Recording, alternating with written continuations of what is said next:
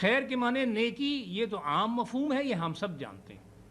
ذالکم خیر لکم ان کنتم تعلمون، اسی میں تمہاری لیے بھلائی ہے اگر تم سمجھو، تمہاری لیے نیکی ہے، تمہارے لیے انعام ہے۔ تو گویا نیکی کے جو کام ہیں وہ بھی خیر ہیں۔ اور آپ ذرا تصور کیجئے کہ صرف اللہ کی عبادات کر دینا ہی کافی نہیں ہے، بلکہ حقوق اللہ کے ساتھ حقوق العباد کا ادا کیا جانا جو ہے یہ بھی ایمان کے تقاضوں میں سے ہے۔ اور حقوق العباد یہی ہے کہ آپ نیکی کریں دوسروں کے ساتھ۔ راستے سے آپ پتھر ہٹا دیتے ہیں تو یہ بھی خیر کا کام ہے۔ کسی مریض کو آپ ہسپتال پہنچا دیتے ہیں تو یہ بھی خیر کا کام ہے۔ کسی راہ بھٹکے ہوئے شخص کو آپ سیدھا راستہ دکھا دیتے ہیں تو یہ بھی خیر کا کام ہے۔ کسی بھوکے شخص کو آپ کھانا کھلا دیتے ہیں تو یہ بھی خیر کا کام ہے۔ کسی سے دو بول آپ میٹھے بول دیتے ہیں تو یہ بھی خیر کا کام ہے۔ اور کسی کی طرف آپ مسکرا کر کے اور ہنس کر کے اگر آپ دیکھ لیں تو یہ بھی نیکی کا کام ہے۔ یہ سارے کام جو ہیں یہ خیر کہلاتے ہیں۔ اور اللہ کے بندوں کے سہولت کے لیے جو کام آپ کریں گے وہ تو خیر ہے ہی ہے، وہ تو نیکی ہے ہی ہے۔ حضرت عمر رضی اللہ تعالیٰ عنہ کو معلوم ہوا کہ مدینے سے باہر ایک بڑھیا رہتی ہے، اکیلی ہے، کوئی اس کا کام کرنے والا نہیں ہے۔ تو آپ اس کے پاس پہنچے اور آپ نے فرمایا کہ اماں تم فکر نہ کرو، میں تمہارا کام روزانہ آ کے کر دیا کروں گا۔ اس نے کہا بیٹا تمہیں تکلیف کرنے کی ضرورت نہیں، کوئی اللہ کا بندہ آتا ہے یہ کام کر جاتا ہے۔ کہے اچھا میں دیکھنا چاہتا ہوں کون بندہ ہے وہ۔ چنانچہ دوسرے دن صبح آپ فجر سے پہلے اٹھ کر کے گئے اور اس کے گھر کے پاس چھپ کر کے کھڑے ہو گئے کہ دیکھیں کہ کون ہے وہ شخص کہ جو صبح آ کر کے اس بڑھیا کا کام کر کے چلا جاتا ہے۔ تو یہ بھی تو نیکی کا کام ہے۔ ایک تو سوچنا ہی نیکی کا کام ہے، اس کے اوپر قدم آگے بڑھانا اس نیکی کا کام ہے، اور پھر جو کام کر رہا ہے وہ تو ظاہر ہے کہ اللہ تعالیٰ کی بارگاہ میں بلند درجہ حاصل کر رہا ہے۔ تو آپ کیا دیکھتے ہیں کہ حضرت ابوبکر صدیق رضی اللہ تعالیٰ عنہ اس بڑھیا کے گھر سے باہر نکل رہے ہیں۔ تو یہ نیکی کا کام ہے کہ معاشرے میں ضرورت مند لوگوں کا کام کیا جائے۔ ایک یہودی کے ملکیت میں ایک کنواں تھا اور وہ اس کنویں سے مسلمانوں کو پانی لینے دیتا تھا، اور کوئی کنواں نہیں تھا آس پاس مدینے کی ایک بستی سے باہر۔ حضرت عثمان غنی رضی اللہ تعالیٰ عنہ کو معلوم ہوا تو آپ نے وہ کنواں اس سے اس کے منہ مانگی قیمت کے اوپر خریدا اور خرید کر کے مسلمانوں کے لیے وقف کر دیا۔ تو یہ بھی خیر کا کام ہے اور یہ بھی نیکی کا کام ہے جو اللہ تعالیٰ ہم سے کہہ رہا ہے۔ پل بنا، چاہ بنا، مسجد و تالاب بنا، یہ سارے نیکی کے کام ہیں، یہ سارے خیر کے کام ہیں۔ اب دیکھیے وہ مال کی بات ہے، وَفْعَلُوا الْخَيْرَ، مال خرچ کرو۔ یہ بھی قرآن نے ہمیں بتایا ہے کہ خیر کے معنی مال کے بھی ہیں۔ یعنی یہ نہ سمجھیں آپ کہ خیر کے کام صرف وہی ہیں کہ جو آپ محنت سے کر دیں یا تھوڑا سا وقت لگا دیا آپ نے اس میں، نہیں، خیر کا کام وہ بھی ہے کہ جس میں آپ کا مال خرچ ہوتا ہو، بلکہ مال ہی مراد ہے کہ اللہ کی راہ میں آپ مال خرچ کریں۔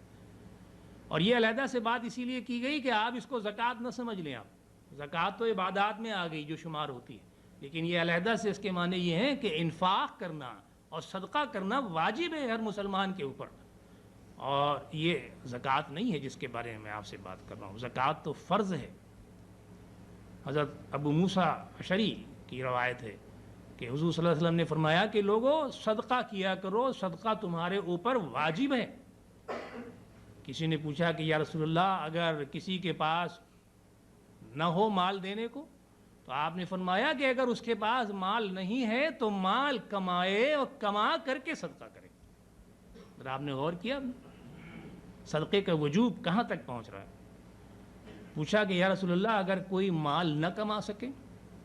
تو آپ نے کہا کہ اگر مال نہیں کما سکتا تو کسی کو گھوڑے پہ سواری کرنے میں مدد کر دے تو یہ صدقہ ہے۔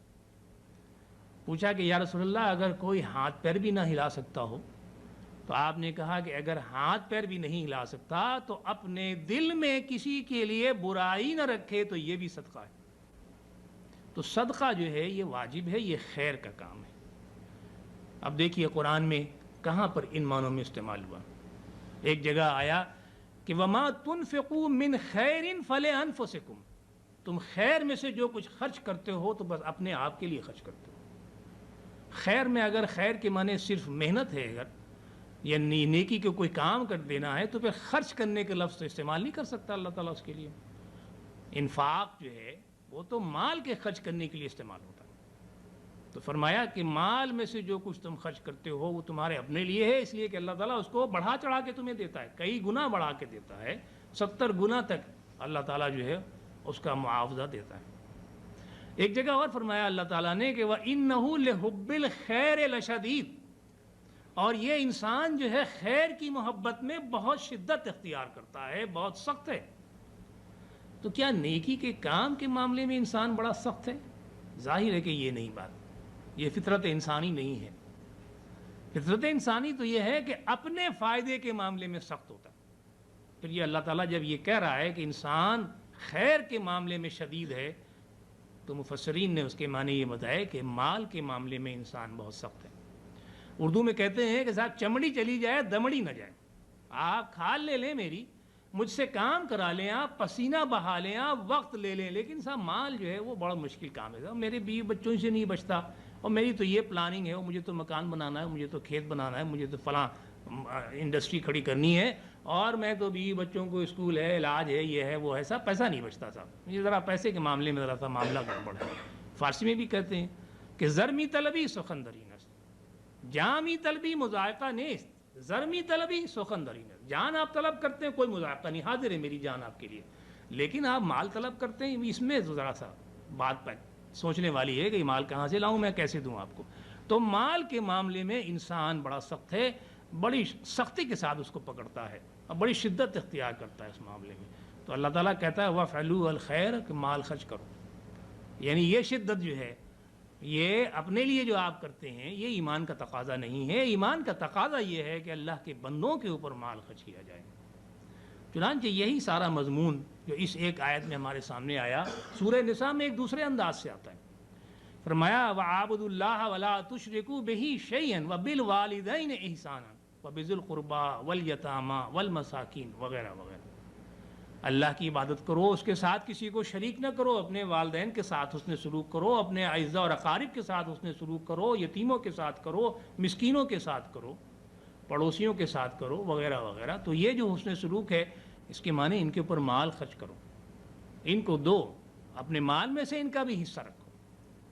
تو فرمایا وَفْعَلُوا الْخَيْرَ، کہ خیر کے کام کرو۔ اور ایک اور شعر مجھے یاد آ رہا ہے فارسی کا، بڑا اچھا شعر ہے، خیرے کن اے فلاں کہ غنیمت شمار زاں پیشتر کے بانگ برآید فلاں نمر۔ ایک عجیب بات ہے، ذرا غور کیے، یہ جو 4 عبادات ہیں ان کے لیے تو وقت مقرر کیا ہوا ہے اللہ تعالیٰ نے، وہ وقت گزر گیا یا نہیں آیا تو وہ عبادت جو ہے آپ کی ساقط ہو گئی، یا یہ کہ ابھی آپ کے اوپر فرض ہی نہیں ہوئی۔ نماز کا مثال کے طور پر ابھی عشاء کا وقت نہیں آیا تو عشاء کی نماز فرض نہیں ہوئی آپ کے اوپر۔ زکوٰۃ 1 سال پورا نہیں گزرا تو ابھی زکوٰۃ آپ کے اوپر فرض نہیں ہوئی۔ روزہ جو ہے، روزے کا مہینہ نہیں آیا تو روزہ آپ کے اوپر فرض نہیں ہوا۔ حج جو ہے، اگر آپ صاحب استطاعت نہیں ہیں تو آپ کا روزہ حج فرض نہیں ہوا، اور جب تک کہ وہ وقت نہ آئے، اگر آپ صاحب استطاعت ہیں بھی تو وہ دن آنا چاہیے جس کے لیے آپ جس دن آپ کو حج کرنا ہے۔ لیکن یہ انفاق اور یہ صدقہ یہ 24 گھنٹے واجب ہے آپ کے اوپر، جس کے لیے کوئی وقت مقرر نہیں ہے، جلد از جلد کیا جانا چاہیے۔ الذین ينفقون اموالهم سرا وعلانیۃ لیلا ونہارا وسرا وعلانیۃ، جو رات اور دن مال خرچ کرتے ہیں اور خفیہ بھی خرچ کرتے ہیں اور اعلان بھی خرچ کرتے ہیں۔ تو مال کے معاملے میں، خیر کے معاملے میں کوئی وقت مقرر نہیں ہے اور جلد از جلد کر لینا چاہیے۔ چنانچہ فارسی کا جو شعر ابھی میں نے آپ کے سامنے پڑھا اس کے معنی یہی کہیں کہ اے فلاں شخص خیر کا کام کر لے، نیکی کا کام کر لے، اور اس عمر کو اپنے غنیمت جان۔ ہمیں نہیں معلوم کہ اگلے لمحے کیا ہونے والا ہے، ہمیں نہیں معلوم کہ ہم میں سے کتنے لوگ جو ہیں وہ اپنے گھر تک پہنچ پائیں گے، ہمیں نہیں معلوم کہ ہم میں سے کتنے لوگ اس کمرے سے باہر جا سکیں گے۔ چنانچہ اپنی اس عمر کو غنیمت جانیے اور مال خرچ کیجیے اس سے پہلے کہ آپ کے لیے یہ آواز لگائی جائے معاشرے میں کہ فلاں صاحب بہت اچھے تھے، گزر گئے، مرحوم ہو گئے۔ تو یہ بہت اچھا شعر ہے، یہ پوری غمازی کرتا ہے ہمارے لیے، ہمیں تعلیم دیتا ہے اس بات کی کہ مال ہم کو ہر وقت خرچ کرنا چاہیے اللہ کی بارگاہ میں، اور جو وقت بھی ہمارے پاس ہے اس کو غنیمت جانیں، ہم اللہ کی راہ میں مال خرچ کریں۔ پھر فرمایا کہ لعلکم تفلحون، شاید کہ تم فلاح پا جاؤ، یعنی یہاں بھی یہ ہے کہ یہ اللہ کا فضل ہوگا کہ وہ ہمیں فلاح دے دے، لیکن ایمان کے تقاضے یہ ہیں کہ یہ 4 کام ہمیں کرنے چاہیے اپنی زندگی میں، لیکن یہی کافی نہیں ہے، بلکہ اور بھی ایک تقاضا آ رہا ہے آگے۔